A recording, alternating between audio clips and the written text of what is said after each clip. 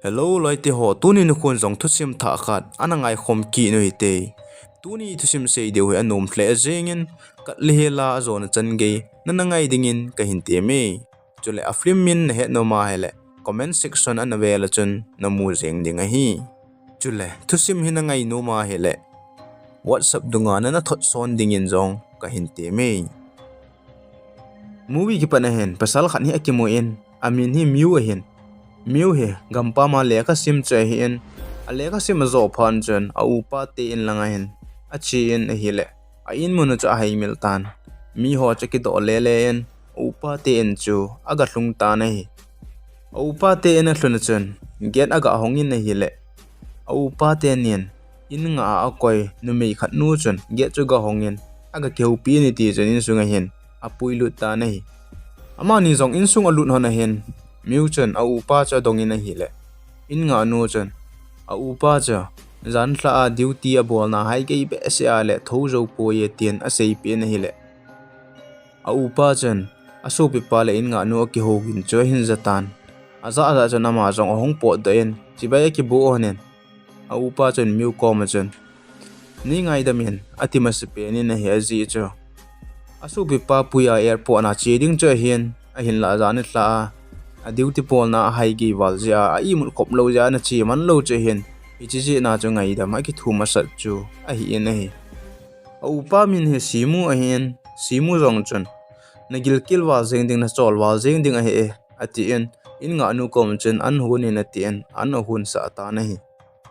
simun zong a so pi pa miu chu a to pi en a kholim pi en thu ki dong to hanen a so pi pa chen tula na khusungu na naw hinum nom henam tina dongin a hele simu zong chen henge tula he aphapana ya no num na ye chutila wa ka domunu zong che ka kipuin tuin kom khom han ta he tien a sejin na hi ama ni u cha zong ke lim lim hanin a hele simu a jinu zong ruma kon chen simu zong khola hin ke yen ahung po da yen miu che to ahung ki mu to ne hi phachom khat zo chen in nga nun miu cho agi na ding room cho vet sa in un ho zong he pi ben a hile miu chen i chilang wang he sawal jeng he cho chu ka dei pu ye i bang sa na i tong nu mu ham tien a sei jin na hile in nga nun chen sei be ding zong he pon i pi pi hele thil dang i pi na ngai chan mem na ngai chan ma le ki comment sei jeng en ka hol pi jeng ding na hi tien a dong bu ni nei i te ama ni ke hon lai ta chen upa te ni chogin cho hin za hon tan in nga nu zong chen ai ta na za jing hi ji chen aki phalamin aza cha en ti be cha na da hlata na hi alang khana te ni zong chu thla jing honin hile asat ni ka chen miu zong chen sa asa che en edi chen kot panga chen a khut chu acha sa ta na hi phachom khat zo hen in nga nu zong miu kom chen ongin a hile miu chen amu pon a khut chen cha sa jing in a hile in nga nu zong chen miwin a khut cha sa amu pha chana ki phalamin a thil hin choi cha nunglang chana koyin ada hlakit ta na hi jingni kho hi ahung hi tan simu jong chana so pi pa miu cho apam langa an ne ding hin a puin an ne honin hi cha chen au pa chan ep hele chom khan hi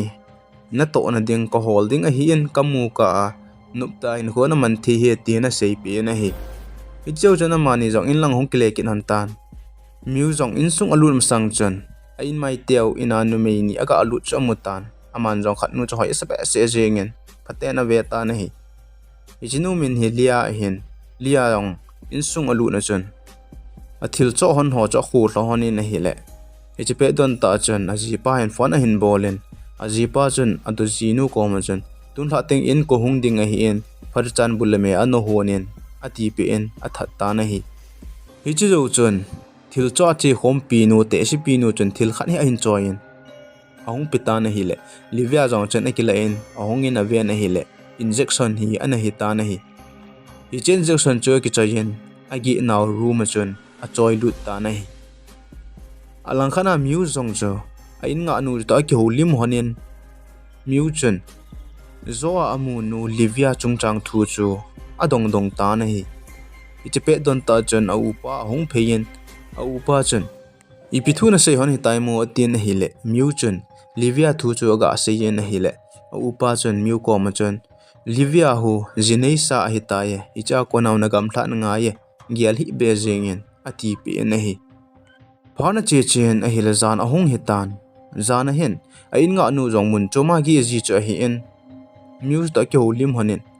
ipl a pamlang chan be oni hung tha tangem ati na hile muse jong chen a pamlang chan ga tha ding atian ahong po to han ta na hile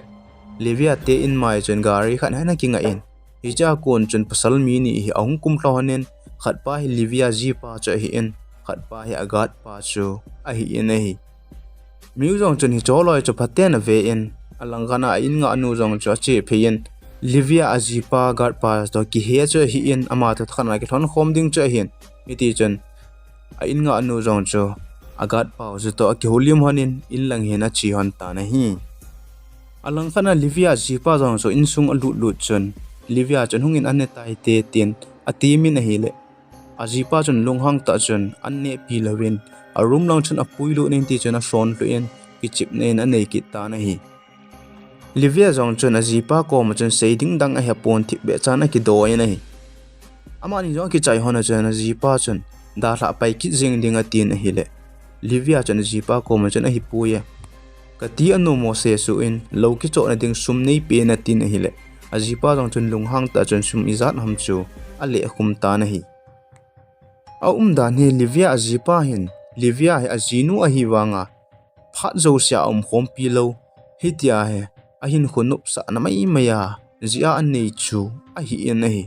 livia in zong ajipa po do ma sang chen hungin an ne tai te atin a hin la ajipa chen don bun in zong nei pon hichela ina kon chen a ki le ki tan ada la ki tan hi hitia livia ajipa chen livia abol ji ji chen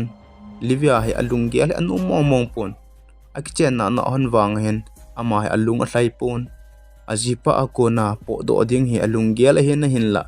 hitia ajipa masanga jidang ani ai lawale apo do nge la ajipa chen atha kha jing ding cha hi je chen ama za anup le da a hitia hi jing cha hi en hi phana che chen a hi la jing kho hi ahung wa kitan jing kho wa wa en musong apam lang chen ahung da en in nga anu hung ding chu anga in hi pha chom khat zo hen in nga nu chu ahung hlung tan in su chen sol pai pai en apam lang chen chom khat au mi na hi le hi che chen livia cha hin mukit tan livia chen pasal khat sum api chu amuta na hi hi tia livia an mi khat sum api chu zani hla a ajipa koma sum thum chu a hi ta na hi phana che chen sun lang a hin miuzong apam lang jana gawa le le in ahung ki le ki ta na hi le in sung ahung lu na chen a upa le ajinu le numei khat hi an ta ve na hi a dan cho upa hen a in mai wa livia jinei san nu to aki het lo na dinga hichinu mei nu jinei lo lai nu chonga abui na dinga a upa hen miu cho a hin pui pi a hi en hi hichinu men hi rina hi en ama ho jong chun ju hi adon khomuwin a kyolim limuwin hi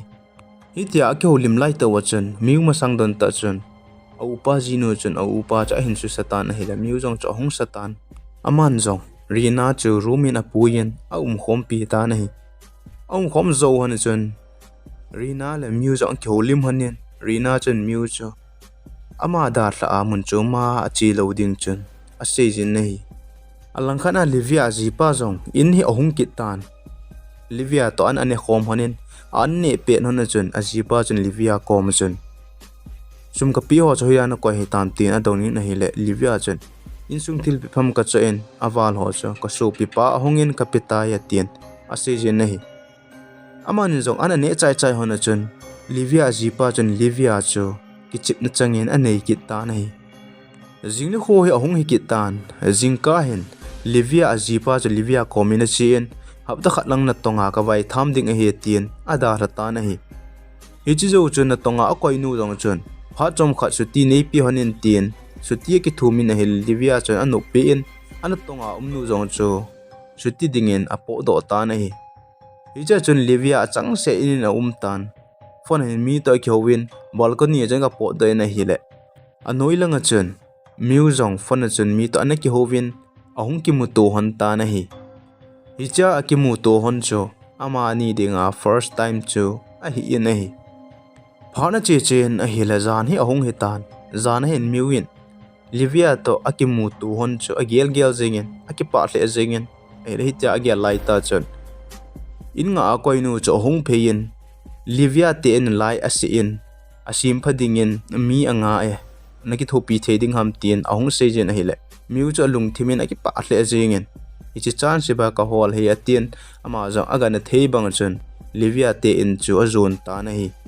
achi in hele Livia chat ananga in iti chunin sunga puilo nen lai chu ga siam ta na hele chom khat zo hen a hin siam do tai lai a siam phat pha na chon Livia in zong miu chu cha don sa en ki pa thu sejen ti lawa phone number zong a pen na boi pha pha telephone call hin bol in ati en hi jingni kho hi ahung hi kitan miu zong a upar to apam lang chon ga po do hane na hele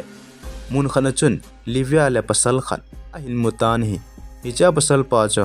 khat veinia sum ana pi pa cha ana hitan aman jong athu ha khur ki ding cha upa ki cha ji chun don selawin a chi ki non ta na hi hana chi chi in a hile ni hla hi ahong hitan ni hla hin Livia chun miu chu anne ding hin a hin ko tan a hile miu zong cha aga na thei bang na chi in anne khom ding he ati hon tan miu chun Livia kom chun suna na ki thon pi pa cha koi ham ti na dong in a hile Livia chun ko upa hi a hi chu ka jipa en ko upa cha in sunga ahung lu ding Adei lo aphat sa lo zia pamlang ka ki mu to pg he tien a sei se yen a hile ami hli chu ahung lung do ta na hi Livia in zong miu kom chun a sei be ki nen ka jipa hen ei bol no ho he hele chun na pu na te ding a hi zia ei ni wang hin nup sa nen bo ei nei yen ajita ate nei nei pon ei lung sit pon ei ngai lu pon chip nen bo ei nei ye tien a sei tan ei le mani zong ahung ki ngam sung che che honen iti chun arum lang chu agei hon ta na hi ichini zan chun Livia cha ki pa hle azing in hi azi chu